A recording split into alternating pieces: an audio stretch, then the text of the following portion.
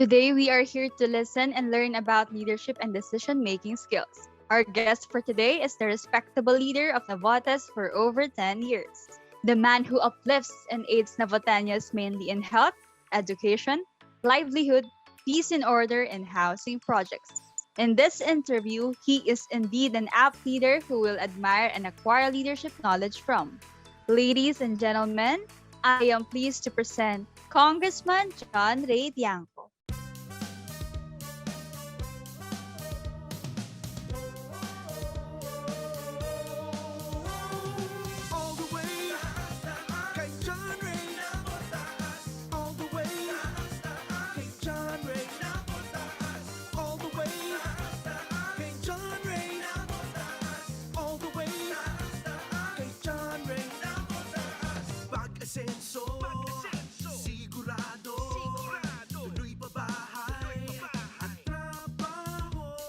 So, first and foremost, magandang hapon to our students.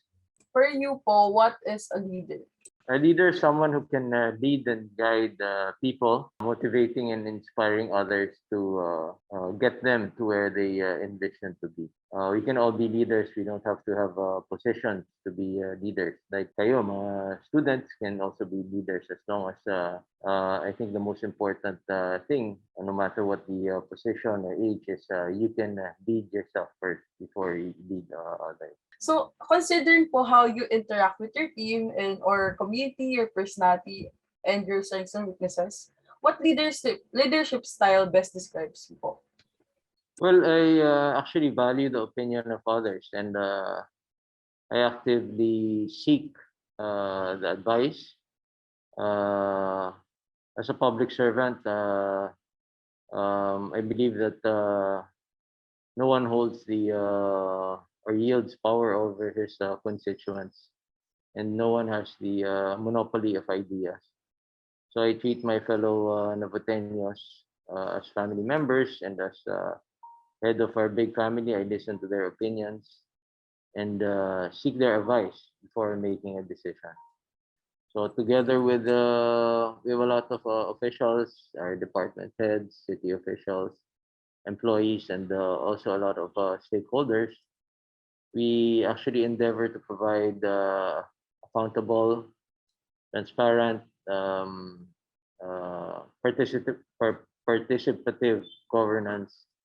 And I believe there's the kind of leadership that cultivates trust and encourages cooperation from the people we serve. Ayun nga po, no, yung leadership talaga two-way street talaga. Dapat willing ka makinig, tapos willing ka rin magsalita for the people. So, paano niyo po sila minomotivate? Of course, they have their roles, and we don't have to tell them all the time what to do. The reason why they're in their position is because they know more or less how to do things. So usually, when I was mayor, we have regular meetings, and then they report the problems and their recommended solutions. And a lot of people chip in and give their 2 cents worth. We leave it to them. Then if we have something to tell them or to advise, then we voice out. So we just guide them and support them and encourage them. So they also have the confidence to do what they have to do. Basically, as a leader, you just have to make it clear yung values that you want and in do's and don'ts. Pero in specifics, as long as they follow the values and the do's and don'ts na strictly, then yung mga details kaya nila yan. So we just encourage them, and of course we encourage them also to continue attending seminars and to develop themselves, continuous learning. So that's one of the things that we actually encourage here. Basically, it's a big organization. So you have to trust a lot of people. And for you to trust them, you also have to encourage them and help them to improve themselves and to have that confidence. Hindi naman lahat ng sa dami ng problema, hindi naman ikaw yung makakasolve nun. lahat. So it's actually a team effort. So we need them and they need their staff also. So it's more of ano here eh. It's we treat them as a family. So we're strict, we're clear with what we want, values, and then we support each other.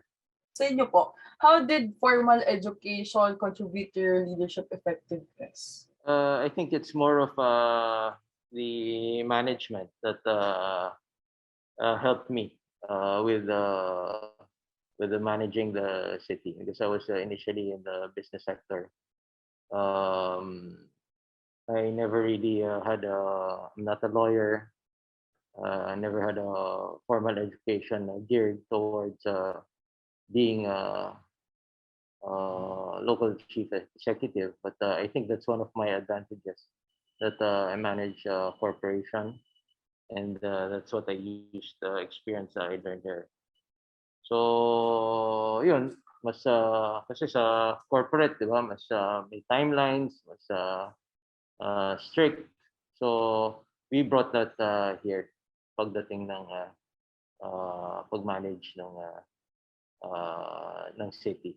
What is the biggest challenge leaders face now? Right now, I mean, specific or well, specifically, I think one of the problems that we have now is the current challenge of the pandemic, right? So whether you're a local government official or national government, we all have to help each other because the funds are depleted, everyone's tired and frustrated. So we have to maximize all the resources, human resource and monetary resource to face the challenge. And the problem with this, it's like a war that you don't see, and you can't also project on how long it will be here. But with this, unang-una, unexpected, nung medyo unexpected, di ba, biglaan. And then bago siya.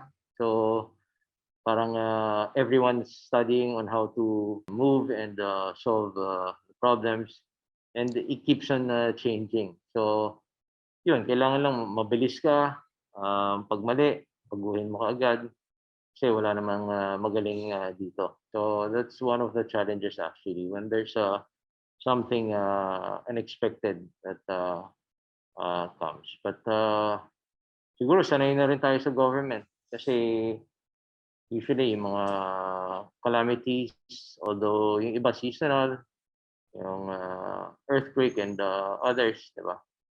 So we've been preparing for that.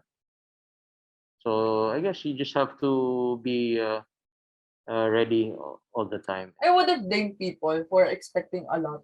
Pero yun nga po, bago to. And walang magaling sa ganitong field kasi bago nga siya. Wala namang perfect, di ba? And everyone's learning. So kung merong magandang solution na ginawa yung isang area or isang city, then wala namang masama na gayahin mo. Tapos you just have to share your experiences with each other. The faster you move and adapt, the better. Dahil na-mention niyo rin po na isa sa stressful situations na ranasan din yun ng followers ninyo. Paano niyo po siyang na-handle? Specifically po siguro na paano niyo na-build yung moral ng mga followers ninyo when it comes to the pandemic? Siguro yun, no? Initially kasi, especially with this pandemic, or any other calamity na nabiglaan yung tao, the most important thing, unang-una, you have to listen to them, di ba? So, minsan may mga nasunugan, nabiglaan, nawalan ng bahay, or itong pandemya, kailangan mo lang sila pakinggan yung hinaing nila. And then, of course, later on, pag na-calm na, ay alamin ko ano yung mga needs nila, yung basic needs nila.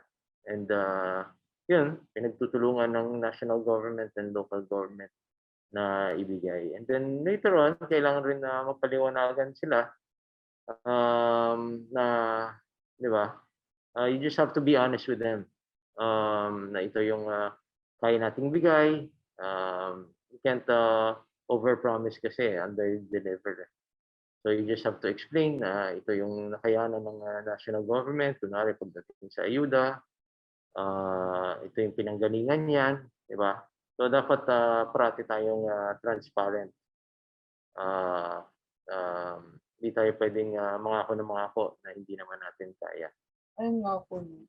Mahirap kasi yung medyo hindi nila magulo na nga, mahirap na nga, hindi pa nila alam ano yung direction, di ba? Oh, And yun, as much as possible, dapat maging clear lang tayo na ito yung kaya natin, ito yung hindi natin kaya, dito tayo papunta, ito yung plano natin. Na-mention niyo po a while ago na you treat your people as your family na rin po, no? Pero as a public figure po kasi, di ba may times din na nadja-judge po tayo ng mga ibang tao. So how did you handle it po, yung criticisms and feedback from your fellow men? We actually welcome it. In fact, we have a feedback mechanism. We have we call it text JRT, or we allow people to always comment and send us messages so that we know what their problems are, yung needs nila, and medyo nafe-feel natin kung ano yung sentiments nila. Although syempre, as she said nga, hindi naman lahat ay objective, no? So meron rin talagang wala lang. Lalo na Yes ngayon, po. maraming oras yung mga tao. Ako minsan, bad trip lang sila, di ba? So you just have to filter those things. As I said earlier, kailangan natin yung feedback at advice rin ng mga iba. So ito naman yung talagang trabaho natin. Parating may problema. So as much as possible, we try to solve it as soon as we can.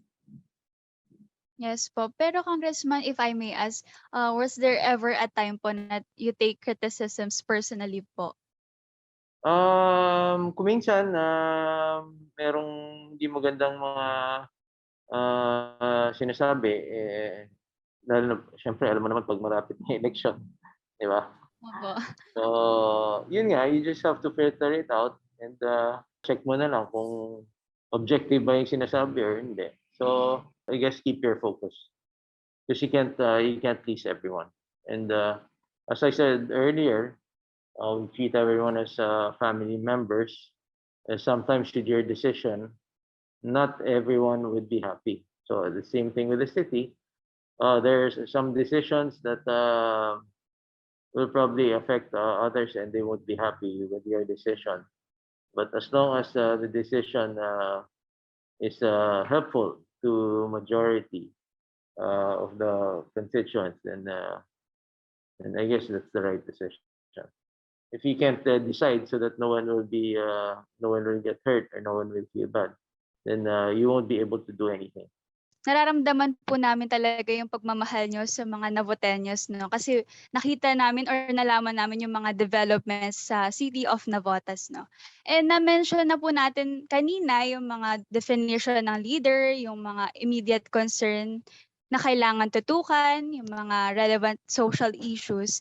Punta naman po tayo sa inner self natin. So we have perceptual sets, which is the tendency to perceive one thing and not another. So as much as you can, Congressman, how do you avoid being biased? Well, bias is not something we can easily avoid or stop. No? However, something we can keep in check to make better decisions. Some ways to avoid being biased is by building awareness, and I said earlier, being transparent, and reminding ourselves to always be fair. So again, we go back to your family, di ba? So gusto mo parating fair ka sa family members mo at transparent ka. Kunwari, ito yung gusto ng anak mo, you have to tell them na ito lang yung sa ngayon kaya natin, then if our lives improve later on, then we can do this. And as children, you always want to be fair to everyone. Yes, Congressman. And I agree po talaga na transparency is the key. At nagsisimula talaga po to sa family. And with that, Congressman, do you spend time thinking on reflecting on what you are experiencing and learning? What is the common question you ask yourself? Well, common question is if I've done everything in my capacity to help them. I mean, we can't be perfect. We can't solve all the problems. But with the knowledge and with the help of everyone in the city, your team, and with the resources, yung parating question dyan ay nabigay natin ba yung pinakamaganda para sa kanila. I guess at the end of the day, di ba, you can't give everything at a certain time. Maybe it will take longer, but you just have to explain and work together with your team to achieve your goals. So it's important also that your goals are clear, diba? Para you know where you are, where you're going. Like now, for everyone, siguro it's one step backward, but later on, it could be two steps forward. Balita ko raw po kino-consider kayo ng mga Navoteños as the father of Navotas. So how does it feel, Congressman? Okay naman, sana magka-father. Baka lalo tayong tumanda. Pero Opo. yun, I guess that's actually our role. So even when I've been here for almost 12 years, so I was much younger then. But my role is actually to be like a father. So you always want the best for your children. So you just have to realize that lahat ng family, so lahat ng father, lahat ng mother, they always want the best for their children also. So kung meron man silang wants and needs, that's because they want the best for them. So you have to help them and support them and give the opportunity for them to strive to reach their goals. So as a family member, the basic things naman, as I mentioned, pare-pareho lang naman yan, di ba? So it's education, it's housing, it's you want a decent job, we want to get to go home in a safe place. At minsan gusto naman natin ipasyalan tayo. So simple lang naman. Napaka-heartwarming naman po ng shinare ni Congressman. No? And I can feel that your heart is for the people po talaga. And with that, Congressman, your brother is also a politician, former Congressman and Mayor Toby Tiangco. So out of all his advice po, what is the most important or useful for you? I guess same thing. Navotas is our home, and we are all part of a big family, and we must care for each other, especially those who have less in life, and do our utmost to protect and promote their welfare. So I think we got this from our father when we were still both in business, as he treated his co-workers and employees as family members. So we are trained to be like that. So that's the way we manage our company then, and the way we do things now. So yun, parang pamilya lang lahat.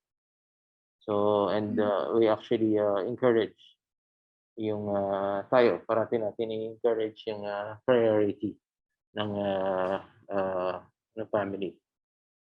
Yes po, Congressman. And family, it's not just an important thing. No? Family is everything po talaga. No?